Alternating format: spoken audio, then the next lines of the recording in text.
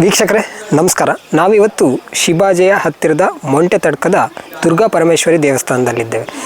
ಈ ದೇವಸ್ಥಾನ ಬಹಳ ವಿಶೇಷವಾದಂಥದ್ದು. ಹಸುಗಳಿಗೆ ಏನಾದರೂ ಸಮಸ್ಯೆ ಆದಾಗ ಅಥವಾ ರೋಗಗಳು ಬಂದಾಗ ಇಲ್ಲಿ ಬಂದು ಮೊಂಟೆಯನ್ನು ಕಟ್ಟುವಂತಹ ಪ್ರತೀತಿ ಇದೆ. ಸೊ ಈ ದೇವಸ್ಥಾನದ ಇತಿಹಾಸ ಪ್ರತಿಯೊಂದನ್ನು ಕೂಡ ನಾವು ತಿಳ್ಕೊಂಡು ಬರೋಣ. ನನ್ನ ಹೆಸರು ಶ್ರೀಧರ ಉಪಾಧ್ಯಾಯ ಅಂತೇಳಿ. ಈ ಶಿಬಾಜೆ ದುರ್ಗಾ ಪರಮೇಶ್ವರಿ ದೇವಸ್ಥಾನದಲ್ಲಿ ಸುಮಾರು 40 ವರ್ಷಗಳಿಂದ ಅರ್ಚಕ ವೃತ್ತಿಯನ್ನು ಮಾಡ್ತಾ ಬಂದಿದ್ದೇನೆ.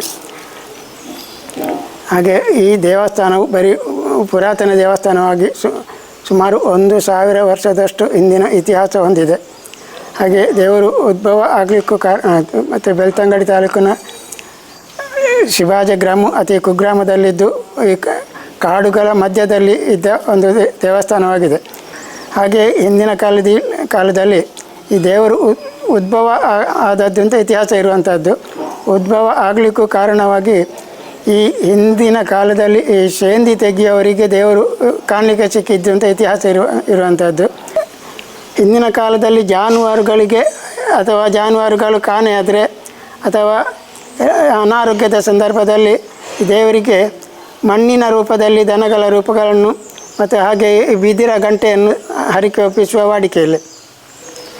ಹಾಗೆ ಅವರು ನೆನೆಸಿದ ಕಾರ್ಯಗಳು ನೆರವೇರಿಸಿದ ಕೂಡಲೇ ದೇವರಿಗೆ ಹರಕೆಗಳನ್ನು ತಂದೊಪ್ಪಿಸ್ತಾರೆ.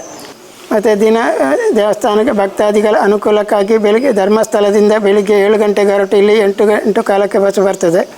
ವಾಪಸ್ಸು ಮಧ್ಯಾಹ್ನ ಉಪ್ಪಿನಂಗಡಿಯಿಂದ 11:30ಗೆ ಹೊರಟು 1 ಗಂಟೆಗೆ ಇಲ್ಲಿ ಬಸ್ಸು ಬಂದು ಅನಂತರ ಭಕ್ತಾದಿಗಳ ಊಟ ಎಲ್ಲ ಆದ ಮೇಲೆ ಅವರನ್ನು ಕರ್ಕೊಂಡು 2 ಗಂಟೆಯ ಹೊತ್ತಿಗೆ ವಾಪಸ್ ಉಪ್ಪಿನಂಗಡಿಗೆ ಹೋಗ್ತದೆ.